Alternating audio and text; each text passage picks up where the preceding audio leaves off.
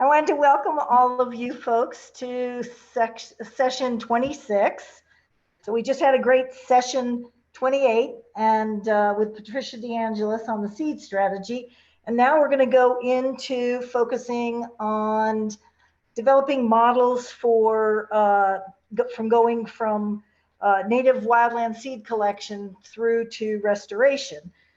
And what I'm going to ask is all of the panelists, if you would introduce yourselves, and I'll go through each one of you in the order that we had them. And just talk for about 2 minutes, if you would, about your talk that you gave. That's been, because there might be some people in here that didn't get an opportunity to listen to your talk. So I think you're going to have to unmute your speaker when I call on you. So, Sarah Barget, would you mind unmuting your speaker and maybe putting your camera on? There you are. Here I am. Thank you, Peggy. Hello, everyone. I am Sarah Barget, and I am a research geneticist with the U.S. Forest Service Rocky Mountain Research Station out of Boise, Idaho in the United States. And I actually did the work that I presented on in my previous postdoc with the University of Nevada, Reno. So the talk that I gave as part of this session had to do with performing an assessment of the seed collection efforts of the Seeds of Success program, and how important those collections are for curating genetic material for the future, for future research and restoration purposes. So the assessment included sort of tabulating all of the collections that have made up to this point, as well as looking at how fire has impacted those locations where seed has been collected, and then performing an in-depth analysis of 14 species that we've identified as being important native plant species for restoration because of their value for wildlife resources, as well as to indigenous peoples and for other research. So we went into that looking at whether the seed collections that we currently have represent the environmental breadth of where these plants grow. So not only the cool, wet environments, but also those hot, dry environments, and whether we're capturing that breadth where these plants can be found, as well as looking at whether those seed collections represent conditions at locations where seedings are occurring on public lands. So are these collections appropriate for putting out on the landscape for restoration? So we tackled those questions, and the answers to those questions are in the talk. And then we reviewed maybe some of the things that could be done to improve collections of seed collections and seed collection protocols as a way to focus our efforts on making sure we have those materials for the future that might be needed as a result of climate change and other factors. So that's sort of a summary of the talk that I gave, and I welcome any questions about it that people have. Oh, Peggy, you're muted. What I'd like to ask is if people have questions, to put them in the Q&A, and we'll get to questions after we've gone through all of the different speakers, if that's all right. So I think the second one, so thank you, Sarah, appreciate that. Matt Germino, do you want to introduce yourself? Yeah, please? Matt Germino here. I'm a supervisory research ecologist with the U.S. Geological Survey in Boise, where I operate a fairly large program that assesses many of the aspects of restoration of burned sagebrush steppe that is threatened by invasive species, usually exotic annual grasses, but also exotic forbs. And I mean, we deal with issues such as initial soil stability, one of the rationales for rehabilitation plantings, to grazing resumption, seed sources, and much more. And by the way, a little side note here, I think many of us are in Boise I think all of you have just heard the alert on your cell phones that we're about to get hit with a pretty good dust storm here in Boise. Well, our research shows that that dust is probably coming off of a burned area somewhere upwind of us, probably Nevada or Oregon. Okay, and these issues that we're dealing with are becoming more and more pronounced with climate change and the droughts that we're seeing, especially like this summer. So now here's what I presented on. I was asked to talk about the 2015 SODA wildfire monitoring. And this isn't your average monitoring program for a number of reasons. First is the project is in a way historic for the federal lands in the Intermountain West of the United States, because it was one of the first that the agencies really committed to doing an earnest approach to adaptive management in restoration. And that means a lot of different things. For us, for scientists, it meant that there was an opportunity to actually measure restoration responses across a large landscape with confidence. Like we could actually measure the vegetation responses with relatively high accuracy.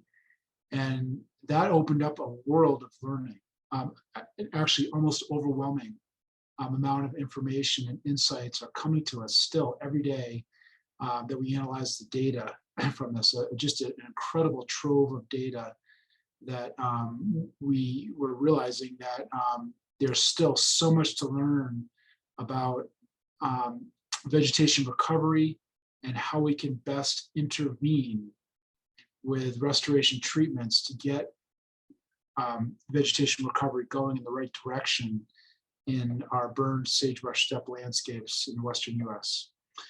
So there's been, over many decades, lots of investments into rehabilitating burned sagebrush steppe. And there's many examples where the success is minimal or undesirable or simply absent, like no success. And corresponding with that, there's actually been not a very good measurement of where have the successes been or not been. And therefore, not a lot of opportunity to learn about the factors which lead to success.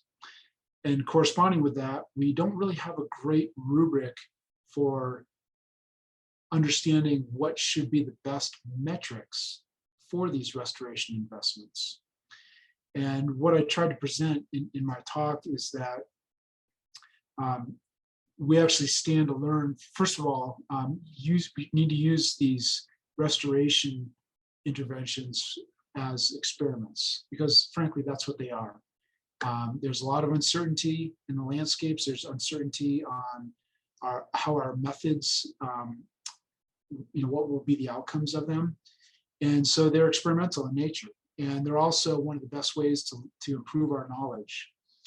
And using an adaptive management framework, we can take the insights that we learn early in the monitoring phases to iteratively inform the metrics that we have for success.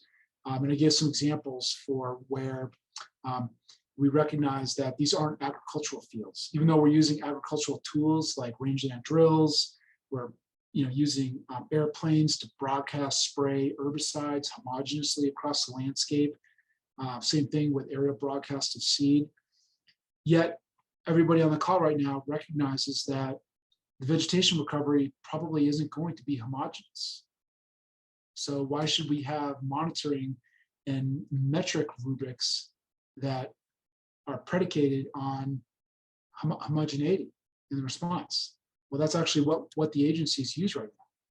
So one of the points of my talk is that we need to really consider heterogeneity and hotspots for recovery. And that's just a simple example of how we can tune our thinking about metrics by embracing heterogeneity and uncertainty. Those are actually our friends in restoration. These aren't farm fields, they're wildlands. Thank you.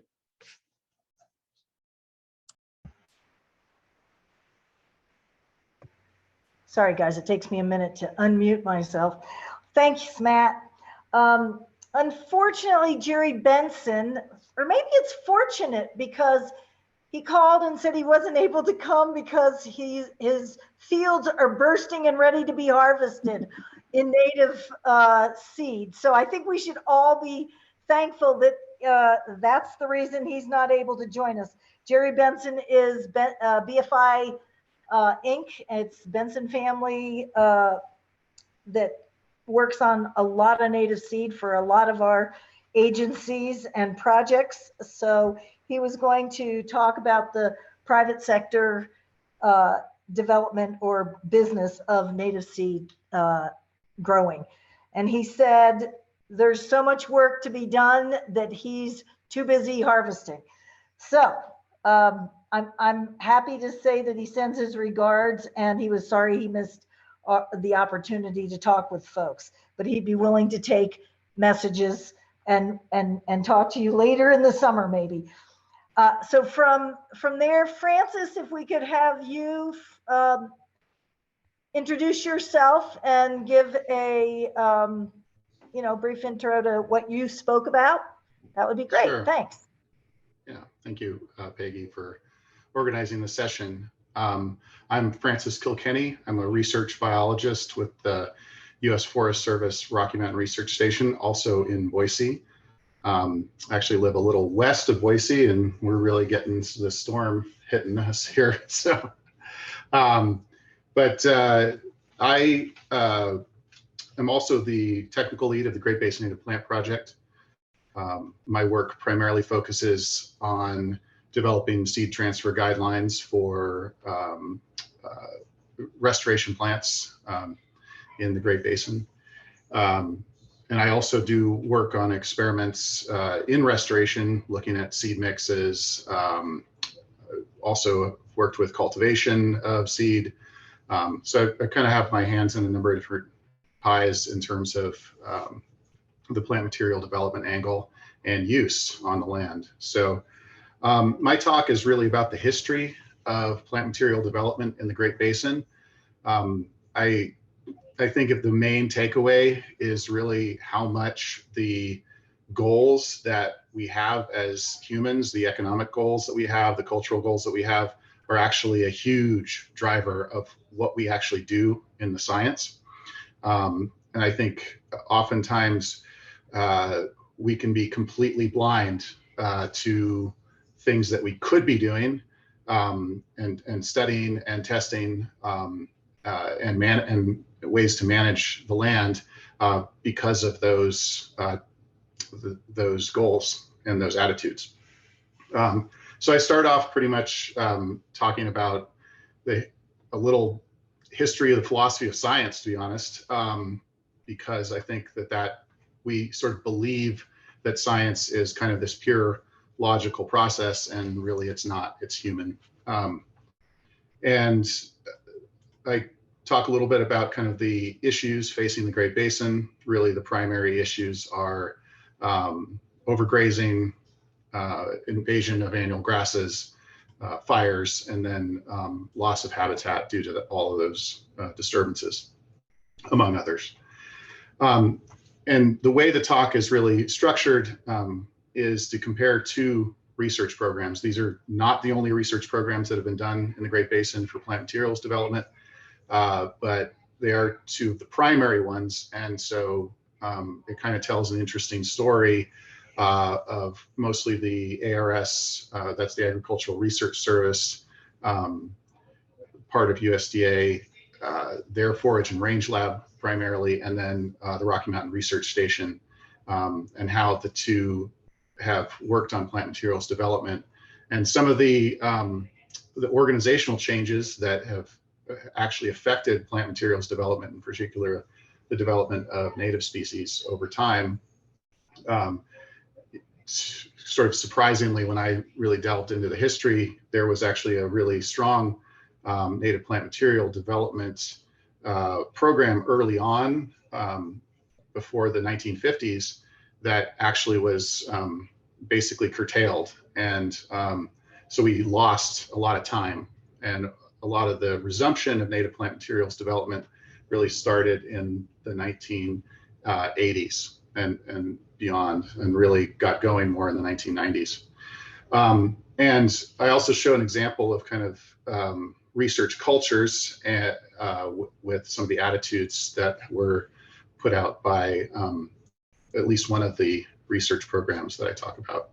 I do want to note that that these research programs are constantly evolving, and that really good work has come out of all of the researchers that have been working on plant material development. So I just want to make clear that I'm not trying to cast shade on anyone in particular, but it is important to understand how people's attitudes really affect these things. And I also go through what types of traits have been selected for in plant materials, and note how these the goals have actually completely affected which traits we've actually selected for, with range improvement being one of the most selected, like the traits that are underlie range improvement are really the things that have been selected for in the past.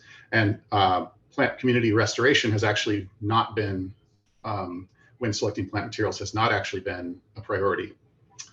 And then lastly, I go through kind of a whirlwind tour of all the research that has really been happening since the 1990s.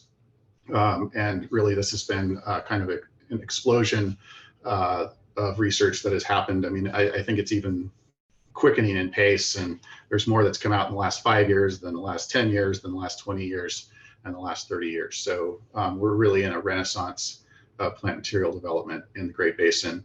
And so that's kind of where I leave it. But I did want to note that I wrote a 45-minute talk and had to condense it into 12 minutes. And so this is as condensed of a nugget that I could make it to be. So thank you very much.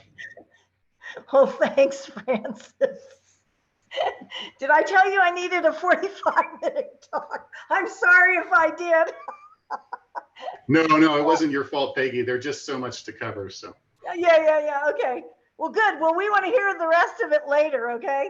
But meanwhile, Anna Helford, do you want to introduce yourself and your talk, please? Yes.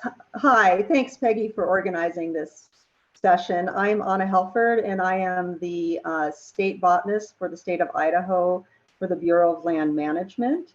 And the title of my presentation is Native Seed Production Tools to Procure, Increase, and Distribute Source-Identified Seed via Seed Transfer Zones at an Ecoregional Scale in the Western U.S.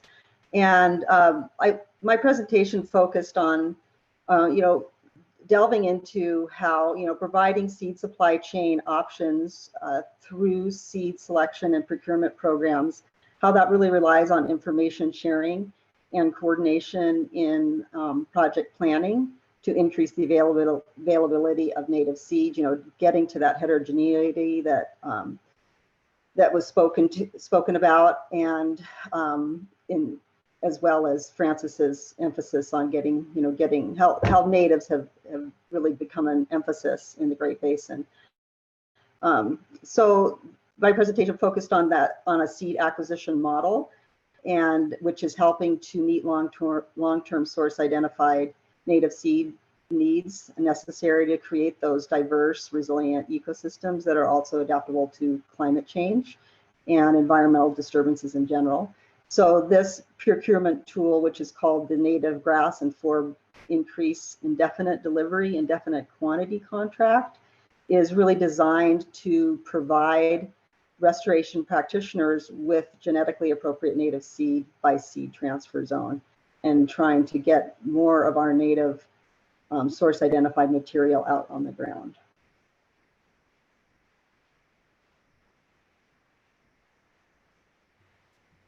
Thanks, Anna.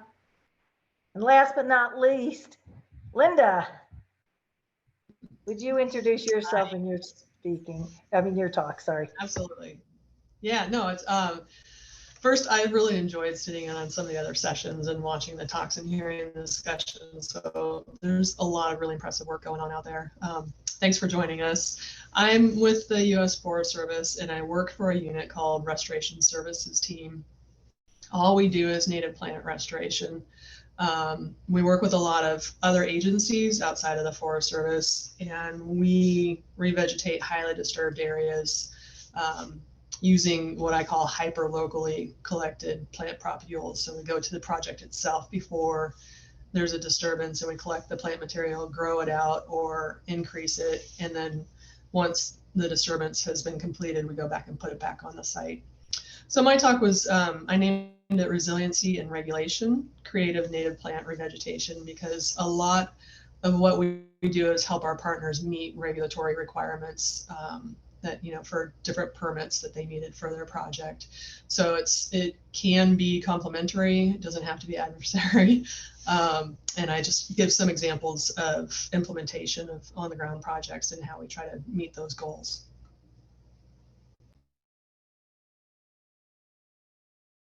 Thanks, Linda. Appreciate it. I don't know if there's any questions in the Q&A section. If there aren't, what I may do is just go through a few questions that I have here. Maybe we'll start with you, Linda, just because I can go from the most recent person. Do you use composted material or other soil amendments on your projects? We do, depending on the environment and depending on where it is. I should mention that our unit works in Oregon, Washington, Idaho, Montana. We've had projects in Wyoming before. So there's a variety of habitats and soil chemistries that we deal with. If we require importation of compost, then we write in the contract that they have to follow the U.S. Composting Council standards. So it's heated to a specific temperature and, you know, no noxious weeds, that sort of thing. Probably more often than not, what we do is have the contractor shred the woody material from the project itself. So it's project generated. All the root wads and tree stems, tree boles and branches, everything goes into a tub grinder. And then we use that on the project site. So not only are you only dealing with the weeds that are from the project, what you see is what you get, but you also get that native seed bank that's in the soil as well, and you reuse that on the project site. Great. Thanks, Linda. I can't tell. Anna, are you there? Because I have a question for you, but if you're not, I'll go to Francis. I'm here. Oh, I didn't see you. Okay, cool. I want to know how other federal agencies can use the IDIQ or your contract in the future. So right now it's only for the Bureau of Land Management, and that's due to the federal authorities, contract authorities. So the authorities have to be changed to allow other agencies to enter into this contract, which is a little bit of a process, but we will do that for the next IDIQ, which will be developed by 2023. So that way we can have other agencies like the U.S. Forest Service and other DOI agencies as well to go ahead and partake in that contract. And other, for instance, nonprofits can always partake in our national seed warehouse seed buys. These are not associated with our IDIQ. These are wildland collections that come in. They're not production contracts. And through a memorandum of understanding. Other agencies can do that right now, as a matter of fact, as well as nonprofits. So like U.S. Fish and Wildlife Service, for instance, has a memorandum of understanding with our regional seed warehouse where they can purchase seed that is in that warehouse. Great, thanks. And then Francis, what do you mean by range improvement? Is that different from restoration after disturbance? Yes. So range improvement is really, while it can incorporate restoration after disturbance, it's really, the goal is to make the landscape good for cows, so to speak. And so using plants that are optimized for cattle forage or other grazers, really. So it could be sheep or goats or horses, depending on what kind of grazing is being done. And so to either proactively use those plants or to use them when disturbances occur. And so what whereas when we develop plants that might be, say, tolerant to grazing, but have other goals in mind for use after that, after, say, disturbances, we might be able to restore things in a different way. So one example is the Utah Experiment Station in the 50 or prior to the 1953 had done a lot of work on native plants, and they were seeing the disturbance of grazers. And so they were looking for plants that could be used post disturbance. And one of the characteristics that they did look for was tolerance, but they were looking for native plants. They were looking for a diverse set of plants because they wanted to restore ecosystem functions like water holding capacity. And their goals were not necessarily to create better forage systems. So range improvement is specifically, the goal is forage, increase of forage on the landscape.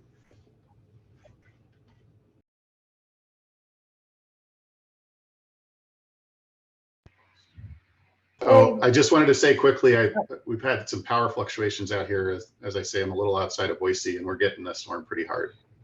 Yeah, I think most of us live in Boise except for lucky Linda. You don't live here, and so you're not going to experience that. So if all things go black, it's the dust. It's going to be on me.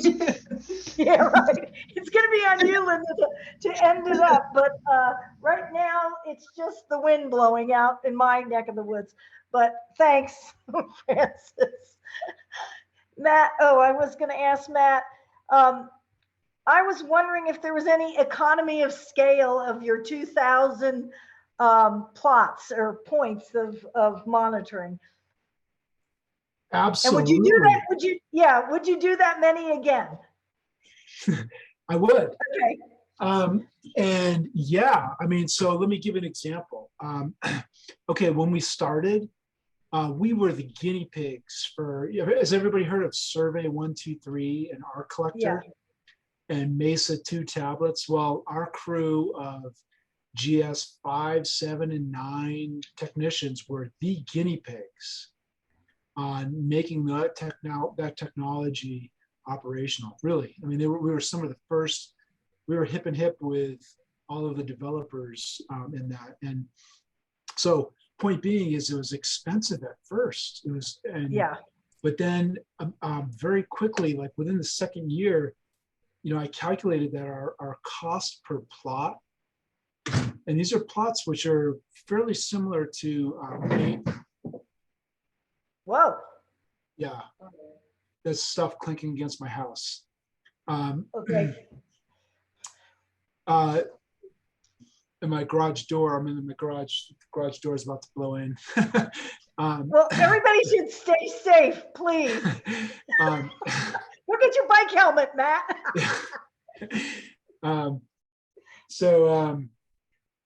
Anyways, Peggy, we got down to, it was about $100 per plot by year 2. Okay. All right. And that's great. What AIM monitoring costs, like the assessment inventory monitoring. Yeah. I mean, gosh, like a couple thousand a plot or something, but when it's all said and done. And so, and I want to remind everybody that when I want to make a point and then make a reminder. My first point is that when we're serious about monitoring, and therefore we structure it in a way that we ensure that it gets done by doing something like delegating it to a third party or an outside party, that's effectively what happened. The BLM locked into us with an IAA, an interagency agreement that ensured that we would come through with the work, and that we would get compensated for doing the work, right? Okay, so we had this contractual agreement. Right. And then we had like the Fish and Wildlife and the state of Idaho and many different partners that were all watchdogs on this, right? So it went, basically it was a durable contract, okay? Yep. And Well, I am sorry I missed that trip out there, but I'm hoping you'll go out there again and I won't be in another state. I'll bring you out there sometime. But my point is that what this allowed us to do, Peggy, is it allowed our unit to focus, to really drill down and dial down into like how to do this kind of monitoring. And so my point is the take-home message is that we pretty quickly became very cost effective.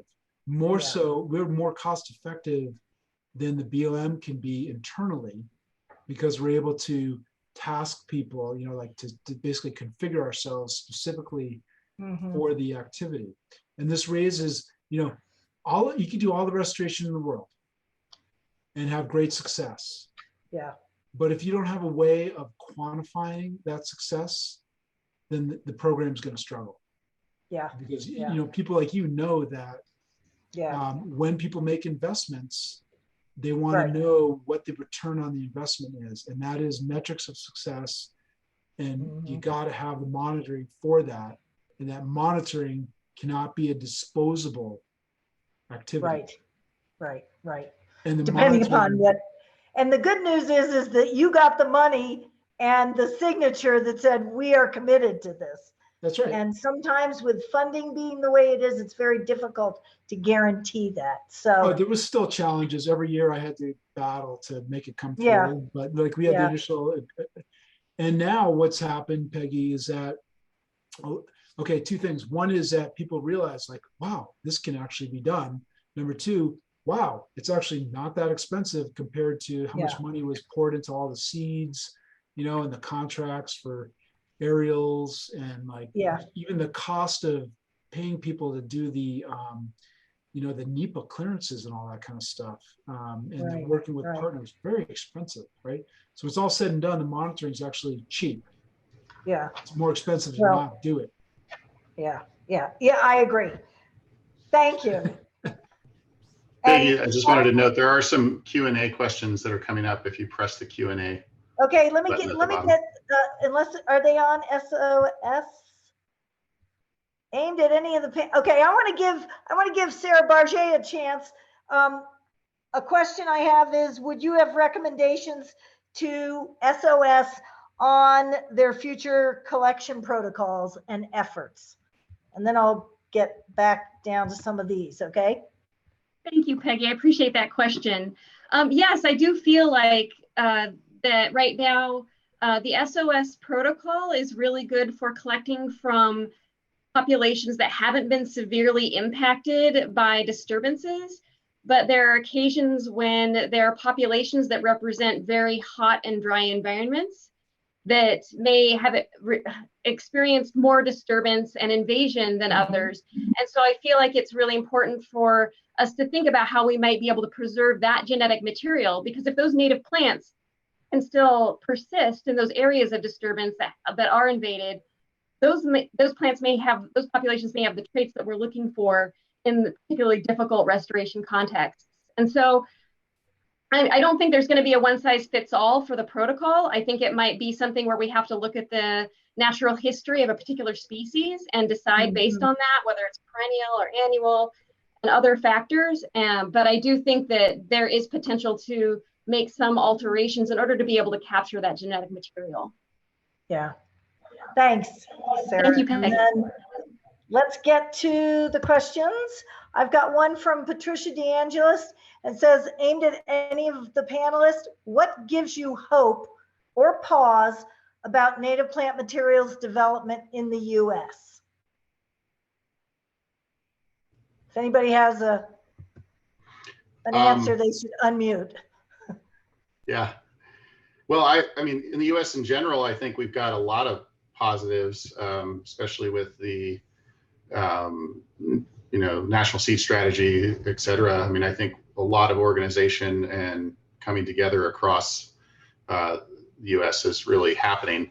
In the Intermountain West, I would say that there's, we've had a lot of challenges over the years, but this is probably the best time we've ever had, to be honest. We have the BLM embracing more and more, using native seed and seed zones and trying it out. And, I think one of the biggest research hurdles at this point is really trying to understand how use of seed zones, for example, works or does not work in practice. And so we have to use these accessions that are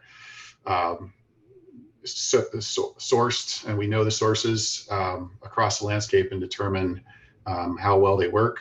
But in general, the fact that we're switching more and more from use of non-native species to natives is a really good sign. And there are really positive developments in looking at restoration towards conditions that we actually desire. For example, sage-grouse habitat, and more studies are showing that using more native species really seems to be pushing those communities towards desired conditions. Yep. Anybody else have any hope? Oh, I do. go ahead, Like I said, we deal a lot with other agencies. And I think that the proof of concept is there. I think other agencies are starting to realize there are provisional seed zones work, in particular for workhorse species for restoration projects. And we're starting to get more traction, kind of in the Forest Service. We talk about an all lands approach. We're starting to get a little more traction with other agencies of doing like preemptive seed collections for workhorse species in these larger seed zones rather than project by project. Because I think they're realizing that they can utilize economies of scale. It ends up reducing the cost and effort once you're out there, and it is increasing collaboration. It's been my experience out here in Region 6 with the Forest Service, and so I'm hoping, we're doing this with Bonneville Power Administration, some of the state departments of transportation's Forest Service. I'm hoping that sort of all lands approach continues, because the plants don't care where they grow, and I don't know that we should either when it comes to collection and restoration. So that gives me hope out here. Great, thanks. We have another question. Let me just see if I can find it. It's from Alexis Gibson. Is there a trade-off between range improvement and restoration? I think so. At least as it's been practiced in the past. It looks like Matt might disagree with me, but the way it's been practiced in the past for selection of plant materials has been primarily for forage. And we create very big, very competitive plants, and like crested wheatgrass, and the data has shown more and more that we have some pretty significant trade-offs when you have high amounts of crested in the environment. It really makes the successional trajectories not good for getting there. So really, I think especially when we use these really hyper-competitive non-native perennial grasses, we're kind of shooting ourselves in the foot out here in any case. That's how I read the literature. And some of my studies that I've worked on show that too. So, can we have improved range and also get to other goals? I think that's possible, but we kind of have to get out of the single track mindset and really think about overall restoration, which may still support cattle or grazing, but that's something to be determined. Right, and I think that President Biden's Executive Order 14008 is going to help us make that transition. At least I hope it does. That's my bit of hope. I also wanted to see if I have another question here for Linda. Matt, I think wanted to answer that, Peggy. Oh, Matt, did you want to? I'm sorry, I didn't see that. That's okay. You were looking down. I agree with Francis, but in the spirit of embracing heterogeneity in these landscapes, I would propose that we do have some areas that are pretty far gone in terms of their restoration potential. And part of that foregoneness is the entrenchment of livestock grazing pressure that is, in my mind, just seems relentless. Like, we have areas of our landscape that are effectively grazing lawns, right? Low elevation sites, they're unrecoverable. And in those areas, you know, when they burn, it's really hard to imagine that any agency would be willing to invest what would be required to bring them back into a native community, and that they for many decades now have been in annual grasslands. And in those low value areas in which it's pretty clear that the policy or the land use will never relent, in a way, I sometimes think that recovering those sites to these exotic or naturalized, introduced perennial forage grasses is better than cheatgrass.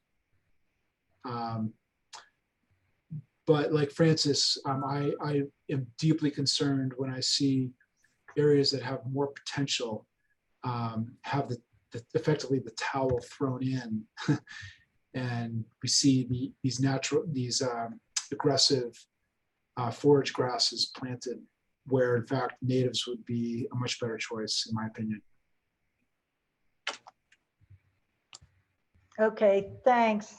I have one more question. I don't know how much time. Oh, we got enough time. I have one more question for Linda. Are you aware of complaints or concerns from members of the public about the unkept appearance of roadsides that have been re-vegged with forbs to support pollinators? This question actually comes up quite a bit. Last week we had a webinar, and we had members from the Departments of Transportation from Oregon, Washington, Idaho, and Montana.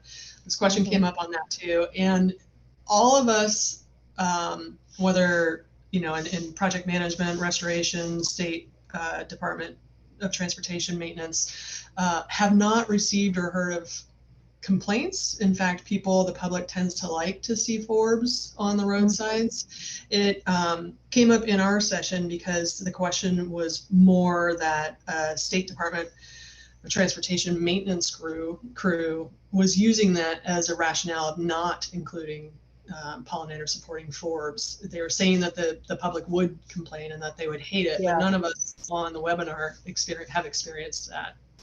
I think it's a positive. Great, thanks.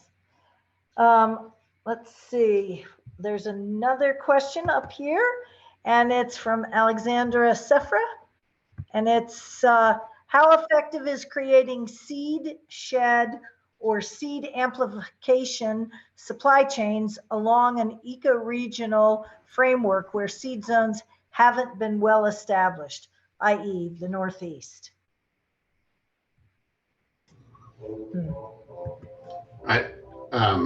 Here's another, I guess I'm answering again, but ecoregions have been used quite a bit for kind of as an initial provisional seed transfer zones. And so they certainly can be used that way.